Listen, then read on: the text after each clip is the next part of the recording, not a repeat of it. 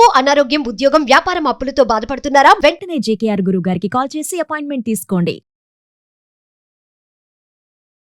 Hi viewers, India's largest digital media network Suman టీవీకి స్వాగతం. ప్రస్తుతం మనతో ఉన్నారు motivational speaker and language trainer Vijaya Bangaru Amma నమస్తే. నమస్తే.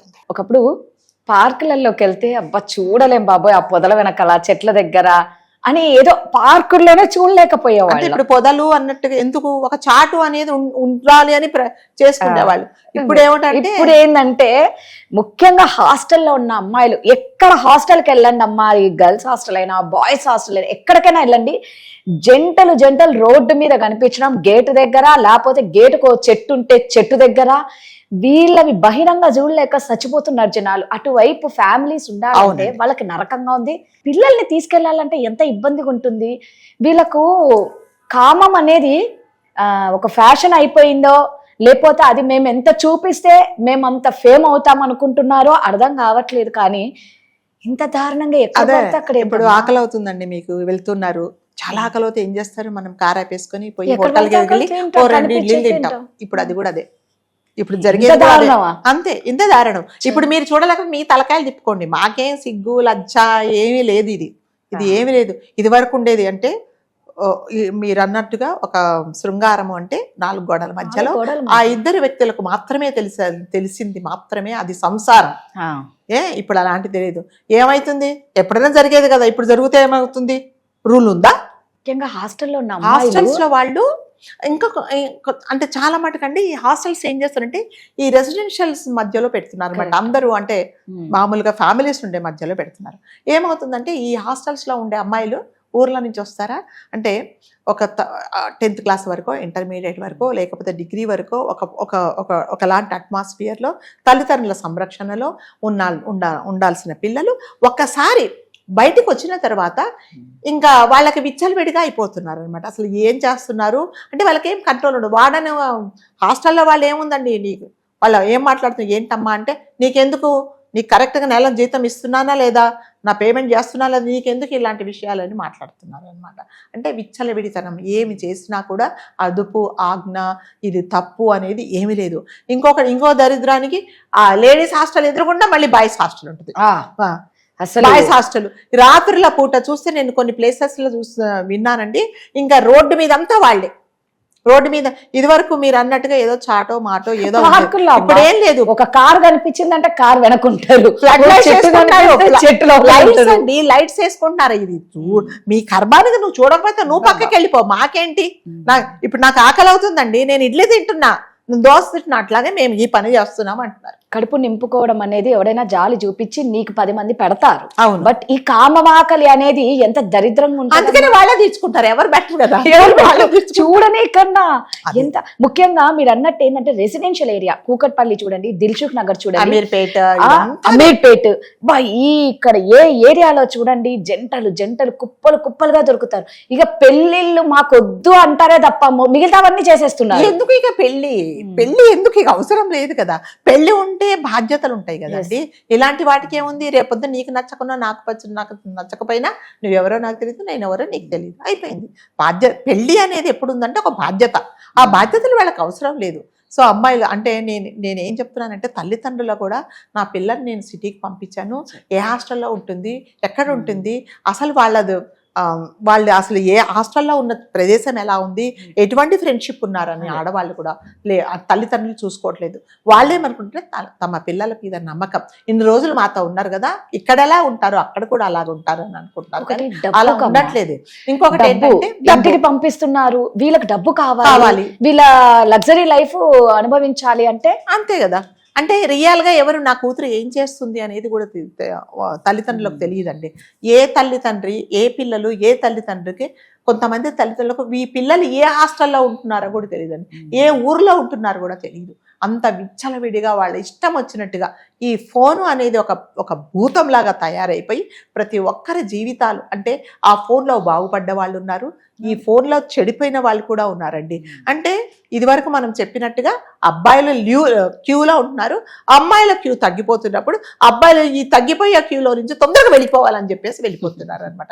ఎందుకంటే నేను క్యాచ్ చేసుకోవాలి, లేకపోతే ఎవరన్నా పట్టుకుపోతారేమో అన్నట్టుగా అయిపోతున్నారు. అంటే ఒక డిసిప్లిన్, ఒక ఇదిగా ఉండాలి. మన లైఫ్ కదా, మనం ఎప్పటికైనానండి, ఎవరికైనా ఏ వయసు వచ్చిన వాళ్ళకు కూడా, చిన్నపిల్లలు కూడా ఒక సెల్ఫ్ డిసిప్లిన్ అని ఉన్నదనుకోండి, ఎవ్వరు చెప్పరు నువ్వు పలానా చోటుకి వెళ్ళు, పలానా పని చేయమని నీవు నేను ఈ పని చేసినందువల్ల నాకు నష్టమా లాభమా, నా జీవితంలో నేనేమన్నా నష్టపోతానా అనేది ఎవరు చూసుకోవట్లేదు. నాకు టెంపరీగా ఇప్పుడు దాహం వేసింది, మంచినీళ్ళు తాగేశాను, అంతేగాని దీనివల్ల నాకు ఏం జరుగుతుంది అనేది ఏం ఆలోచించుకోవటం లేదండి. అంటే నేనేం చెప్తున్నా అంటే అమ్మాయిలు కూడా అందరినీ గుడ్డిగా నమ్మకండి.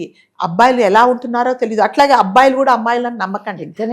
విచిత్రం ఏంటంటే ఇద్దరిని నమ్మే సిచ్యువేషన్ లో లేరు అలాగే ఉన్నారు అమ్మాయిలు. అలాగా వాడి మైండ్ లో ఏం నడుస్తుందో, ఈమె మైండ్ లో ఏం నడుస్తుందో ఏం తెలియదు. రారా అంటున్నాడు, తీసుకెళ్తున్నాడు, వాడు చంపేస్తాడో ఇంకా నలుగురికి అప్పగించుతున్నాడో కూడా తెలియటం లేదు.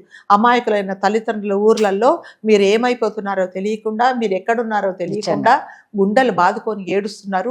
రేపు పొద్దున ఏం చేస్తున్నాడు, ఫోన్ చేసి మీ అమ్మాయి పలానా చోట దొరికింది, చంపేశారు అన్నప్పుడు వాళ్ళ పరిస్థితి ఎలా ఉంటుందో చూడండి.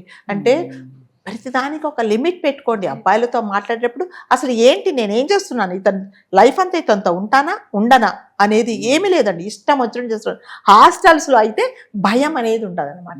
భయము భక్తి అనేది ఏమి ఉండదు. వాళ్ళు అంటే వాళ్ళ ఆ హాస్టల్స్లో నడిపించే వాళ్ళ బాధ్యత ఏంటంటే వీళ్ళు వచ్చినప్పుడు అన్నం పెట్టాలి, లేకపోతే వీళ్ళు వీళ్ళు సాలరీ ఇస్తున్నారా, రూమ్ రెంట్ కడుతున్నారా లేదా, ఆ రెండే వాళ్ళ కన్సర్న్. అదే కొన్ని మామూలుగా హాస్టల్స్లో, గవర్నమెంట్ హాస్టల్స్ ఒకవేళ ఒక చోట నడిపించే ప్రైవేట్ హాస్టల్స్ వాళ్ళకు ఒక రెస్పాన్సిబిలిటీ ఉంటుంది అనమాట. వీళ్ళకి అలాంటిది ఏమీ లేదు. అంటే వీళ్ళు ఏమీ దగ్గర కంట్రోల్ అనమాట. వాళ్ళ కంట్రోల్ చేసేది వీళ్ళ చేతులలో ఉండదు. ఇష్టం వచ్చినట్టు తిరుగుతున్నారు, ఇష్టం వచ్చినట్టు. కానీ వీళ్ళ వల్ల అంటే ఈ హాస్టల్స్ ఎక్కువ అయిపోవడం వల్ల ఎంత ప్రాబ్లం, డ్రైనేజ్ ప్రాబ్లం అయిపోతుంది. అవును, వాటర్ ప్రాబ్లం ఫుల్ అయిపోతుంది. ఇంకొకటి అన్నిటికీ మించి పిల్లలకి ఏం చూపించాల్సి వస్తుందో అని భయం వేస్తుంది బయట అడుగు పెట్టాలంటే. కరెక్ట్. ఇప్పుడు ఒక ఫ్లాట్ అండి, ఒక ఇల్లు, ఒక ఇండిపెండెంట్ హౌస్ మీరు పడగొట్టినప్పుడు ఆ ఇండిపెండెంట్ హౌస్ సరిపడే వాటరే మీకు సప్లై అవుతుంది. అలాంటిది మీరు ఒక ఇండిపెండెంట్ హౌస్ దాన్ని మళ్ళీ రీబిల్డ్ చేస్తే ఒక 5-6 ఫ్లోర్లు కడితే మీకు ఆ మంచినీళ్ళు ఎక్కడ సరిపోతాయి? అందులో ఒక్కొక్క రూమ్ లో 4, 5 మంది.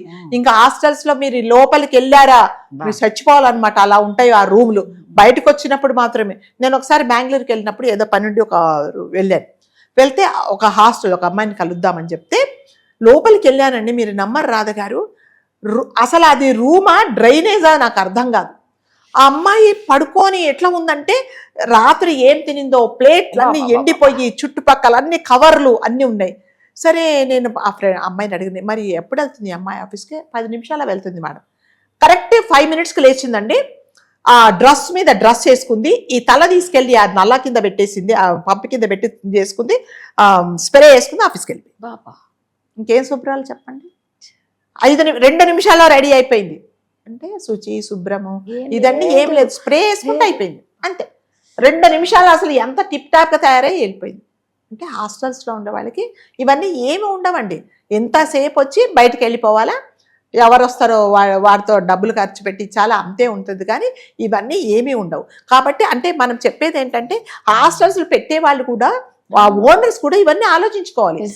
పక్కన వాళ్ళ వల్ల మన హాస్టల్ వల్ల ఎవరికన్నా డిస్టర్బెన్స్ అవుతున్నదా అనేది. మళ్ళీ ఏంటంటే వీళ్ళు ఉల్టా పోట్లాడతారండి వాళ్ళతో.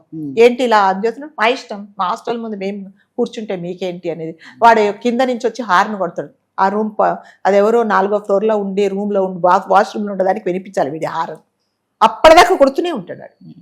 నేను చాలా మటుకు ఇలా అర్ధరాత్రి అయిందంటే ఇలా కేకుల గోళ, బర్త్డే అయిందంటే కేక్. ఇప్పుడు ఈ బర్త్డేలు ఏం చేస్తారంటే రోడ్డు మీద వచ్చి సెలబ్రేట్ చేసుకుంటున్నారు అనమాట, లోపల కాకుండా.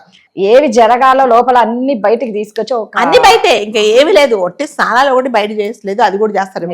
అది కూడా అయిపోయింది, ఆశ్చర్యం. అందుకని హాస్టల్స్ లో ఉండే వాళ్ళకి తల్లిదండ్రులు కనీసం మీరు జాగ్రత్తలు చెప్పి పంపించండి. అంటే మంచి పిల్లలు అంటే ఎవరైనా సరే అమ్మాయిలకు నేను మీరు ఎక్కడికి వెళ్తున్నారో కనీసం ఒక మూడో వ్యక్తికి చెప్పండి. రేపొద్దున ఏదన్నా జరిగితే అదిగో నాకు చెప్పిపోయింది ఇలా అని పలాని చోటుకి వెళ్ళింది అని అన్న వాళ్ళు చెప్తారు. మీరు ఎక్కడికి వెళ్తున్నారో ఎవరితో వెళ్తున్నారో ఎప్పుడు వస్తారో తెలియక మీ ఫోన్ స్విచ్ ఆఫ్ అయిపోతే తల్లిదండ్రులు ఎవరితో మాట్లాడతారండి? ఎవరిని అడిగినా నాకు తెలియదు అంటారు. ఏమ్మా మా అమ్మాయి తెలియదు అంకుల్ మాకు అని అంటున్నారు. ఎందుకంటే మీరు ఎవరికి చెప్పట్లేదు. అట్లీస్ట్ మీరు ఎక్కడికి వెళ్తున్నారో మీ లొకేషన్ మీకు సంబంధించిన వాళ్ళకి ఒక్కరికి షేర్ చేయండి. అంటే అది మీ సేఫ్టీనే. రైట్. రేపు పొద్దున వాడు ఏమన్నా మిమ్మల్ని ఎక్కడికైనా తీసుకెళ్ళినా పలాని చోటికి ఈ అమ్మాయి వెళ్ళింది అని తెలుస్తుంది. అది ఎవరు చేయట్లేదండి. అంటే అమ్మాయిల మీద మనకేం కోపం లేదండి. మీరు మీ జాగ్రత్త కోసమే చెప్తున్నాం.